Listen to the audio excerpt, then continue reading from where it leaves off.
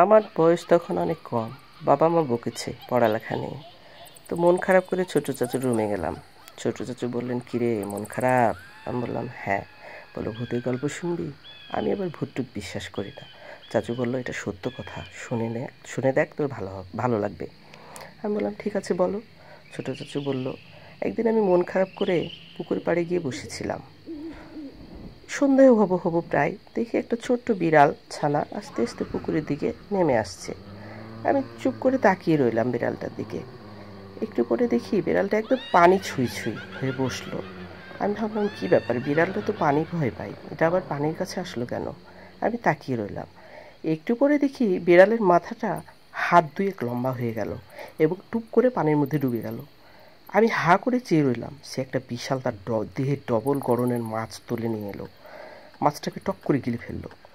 আমি তো হতবাক, একদম চিৎকার করতে যাবো, তাড়াতাড়ি নিজের মুখে হাত দিয়ে নিজের মুখটা চেপে ধরলাম।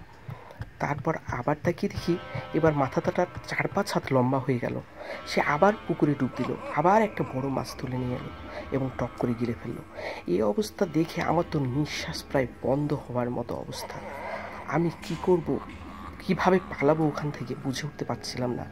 তারপর কোনো রকম নিজেকে বাঁচিয়ে ওখান থেকে ছুটে বাড়ি পালিয়ে আসলাম।